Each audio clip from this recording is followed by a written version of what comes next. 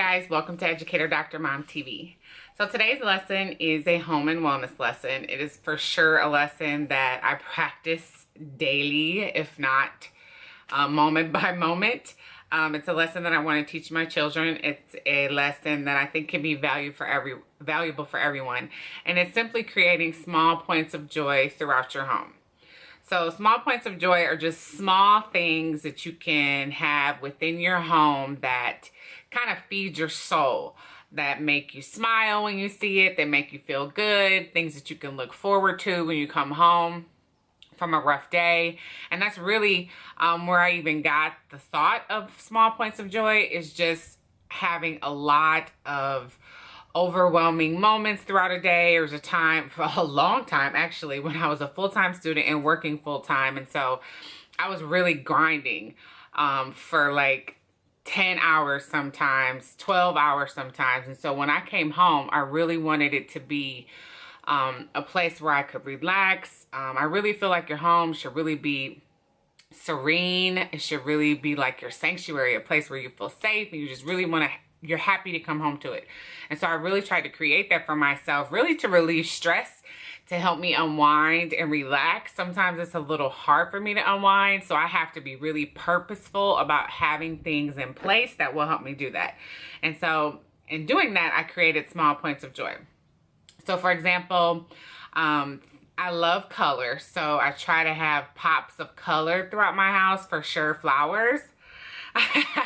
If it's not a season where I can get fresh flowers, I for sure have flowers that look fresh and look really nice, that are artificial, because that is something that brings me joy. Yours could be something totally different. My husband's, for example, he loves to have a stocked refrigerator. Like when he comes home and there are choices for him after he's worked a long, hard day, he really likes that. Like that makes him feel good. That makes him feel taken care of. And so that's something that I work on. So for everyone, your small point of joy can be different. And if you have those things already in your home, whether it be pictures that make you feel good, it could be just seeing your family members, could be your small point of joy. That works for me too. But particularly having items, for lack of a better term, in your home that you know are going to make you feel good. It could be, if you know, like if a fire, like fireplace, if a fire, especially in the wintertime, is something that you just want to get home and get under that blanket in front of the fire, then if you don't have a real fireplace, buy a fireplace. Try to come up with those things that you know are going to make you feel good, help you relax, and help you unwind. I'm just a strong proponent for that. I feel like everyone needs to have something that they know can help them relieve stress, especially because a lot of us have a lot of responsibilities throughout our day. And coming home should be that time when you just really unwind. So I'm going to walk you through some of my small points of joy that hopefully can inspire you or give you some ideas about your small points of joy.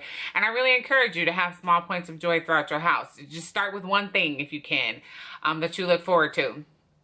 I used to make sure, if I anticipated a tough day, if I knew that I was going to have a tough day, sometimes you can't anticipate it. As an administrator, you know, your day could be, you know, you never can predict it. But there were some times, like if I knew I was going to have some tough meetings, or if I was going to have to sit in a parent-teacher conference with a teacher that was going to be tough, or just those long days that you know are going to be exhausting. That's when I would like be really purposeful. I would have my meal planned. I would have my blanket ready, my fresh pajamas, the whatever I was going to take a bath with, bubbles, Epsom salt, whatever it was.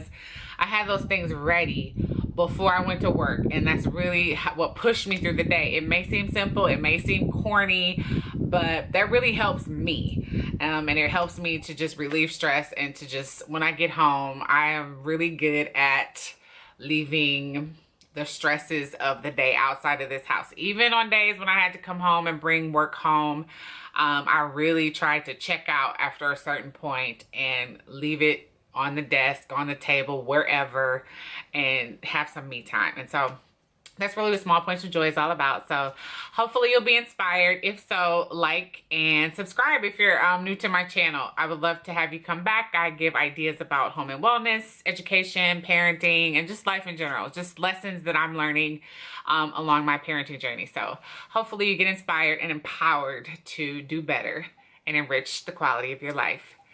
Bye for now. So flowers and candles are for sure a small point of joy for me. I have pops of color in flowers and candles all throughout my house. This really speaks to me. Another small point of joy are sweet treats. I try to have these on hand so that we can snack on, especially on those tough days. A good meal is also a great small point of joy for me. So on a tough day like this one, I had it prepped and ready to go. Pictures with inspirational messages are a small point of joy for both my husband and myself, so I have these all throughout our home as well, just to remind us about what's important, and this includes pictures of all of our family members. A warm hot bath is definitely on the list for me. After that, I for sure want to have those warm pajamas, a magazine, and sleepy time tea is also on the list for me as well. Oh, and don't forget the candle. This next point of joy may seem a little odd, but for me it's really important. Lighting. I only use daylight light bulbs in my house, and they really speak to me. Oh, and for sure, don't forget the cozy blanket and book in front of the fireplace.